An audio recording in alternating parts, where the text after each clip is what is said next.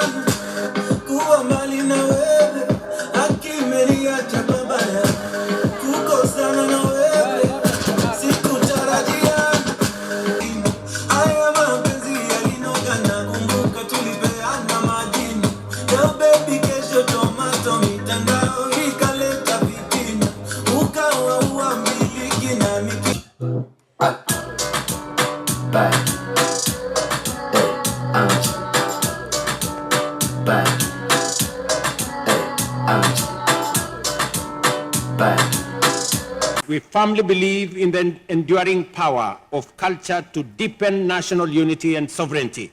enhance regional and international cooperation, foster multiculturalism, and promote peaceful coexistence throughout the world. Kenya is committed to deploying the power of cultural diplomacy to facilitate dialogue and solidarity within and between countries. Our engagement in this respect promotes our rich culture and also fosters collaboration with other nations. Kenya also recognizes cultural diversity as a key driver of sustainable development. We believe that we all share the responsibility to cultivate a global environment where cultural dialogue thrives, paving the way for a more inclusive and a more harmonious world.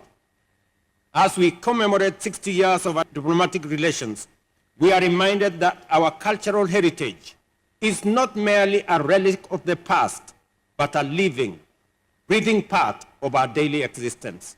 Our heritage is also the bedrock of our identity and a firm foundation upon which we build a future that respects the positive legacies of our past while embracing the promise of our future. Kenya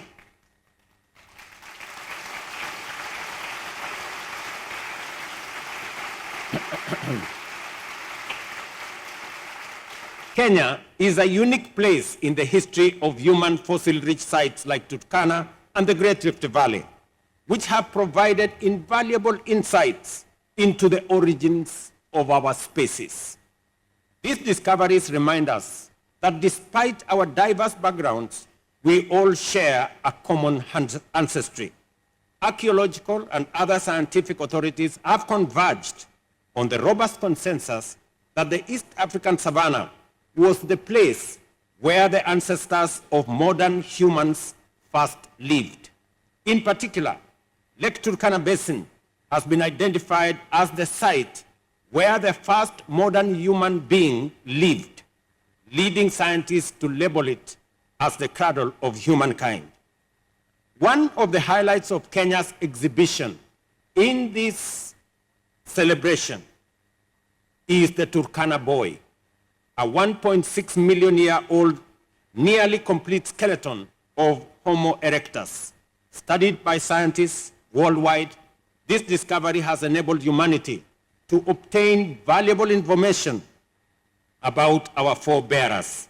There is no doubt, therefore, that Kenya is the very first home of the very first human being to walk on this earth.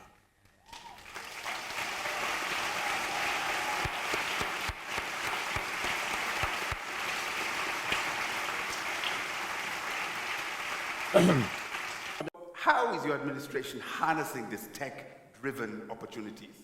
And how do you plan to balance those opportunities and grabbing them with mitigating the risks that come with technology, as was outlined? Number one, we rolled out the Hustler Fund. 12 billion shillings in it already. 22 million Kenyans are beneficiaries. Today we have 2 million Kenyans every day borrowing from the Hustler Fund. It is delivered on a technology platform. It is the single government project that has no corruption, because technology has provided the framework to make sure that we insulate it from, just imagine, if we were disputing or giving out Hustler Fund using committees at every location, it would be hell. Mm-hmm. It would be chaos. But look at what technology has done. It has made it seamless, it has made it transparent, it's made it easy. Let me also give you another example.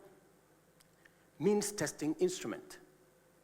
Again, when we are giving out our university funding model, means testing instrument that is run on technology is giving us the leverage to be able to know which student can benefit from what. Let me also tell you one more thing, that in our plan to deal with the challenges that face us, the demographic dividend that we have, one of the items that we are working on is how we are going to use technology to create digital jobs. As I speak to you, we have close to 120,000 young people in our TVETs and in other institutions that today monetize their digital expertise. So we are leveraging on technology to create jobs tomorrow. I will be signing an agreement with President Scholz in Germany, again, to leverage on technology to access opportunities for Kenyans to work in Germany physically or to work in Germany through a digital platform. So we are leveraging on the digital space to create jobs, to deliver government services, as I said, with the Hustler Fund, to make sure that it helps us, assists us sort out challenges that we have. But also, there are challenges. Yeah. While building the ecosystem to leverage on technology and the digital space for advancement, there will be challenges. It is the reason why we are discussing now with Parliament on how to enact regulations on AI, regulations around the digital space to make sure that the negative, misinformation, disinformation, fake news does not rob us of the opportunity to use technology to drive our development. Because I am a great believer that technology gives us the largest opportunity for us to catch up with the rest of the world. It is the reason why I appointed a technology envoy, Mr. Thigo, who is not, unfortunately, is not here because of travel problems. He was coming from somewhere, he got stuck because of the situation we have. But it is the reason I also want us not to miss the opportunity. In fact, misinformation, disinformation, fake news should not rob us of the opportunity to take advantage of the opportunity technology and artificial intelligence gives us. We do not want another opportunity to be left behind. It is an opportunity for us to develop talent around technology and AI. It is an opportunity for us to develop expertise. And it is an opportunity for us not to be left behind, again, as we have done in the past, that this time round, we want to be up to speed with the rest of the world in making sure that technology, AI become part of the ecosystem, and we all benefit from it and avoid another digital or AI divide. How would you address your fellow presidents, heads of state on the continent? What would you tell them about OGP in a way that would persuade them to join or to at least think about really embedding its principles in how they're relating with their governments and with the citizens? Technology democratizes information. Citizens today, anywhere, in any country, have the benefit of a lot of information. And with a lot of information, citizens are aware, and therefore it is natural that going into the future, openness, because of the amount of information people have, it's not possible anymore for government to hide in this corner or that corner. And therefore, the natural thing to do is to make sure that we run an open system so that we avoid the fake news, we avoid the disinformation, we avoid the misinformation. And therefore, it is only natural that we contextualize this and we take it into the future. I am a great champion, for example, of transparency and justice around climate financing. When I finish with you here, I will be going to Korogosho because of Matters Climate Action. And I am very happy that among the first commitments in the National Action Plan is climate action. I will be going to Korogosho because... Korogosho is a neighborhood here in Nairobi. Okay, I will be going to... Okay. It's a neighborhood in Nairobi. Mm-hmm. I will be going to Korogosho, which is a neighborhood in Nairobi, because we lost 42 people to the floods. We got 22,000 households displaced in that vicinity. And almost 160,000 people were displaced because we are going to begin the process of rehabilitating. We're going to be bringing on board 20,000 young people to participate in climate action, to participate in the restoration of the Nairobi River ecosystem, so that we can not only have proper sanitation, we can deal with pollution, we can deal with solid waste, we can green the place, and we can build social housing on that space. Because these are victims of climate change.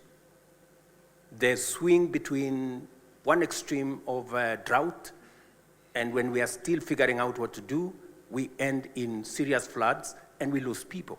So I'm very happy with the context that this has been put in the National Action Plan, that we are focusing on climate change, and we will be persuading other heads of state that climate change is an existential threat to all of us.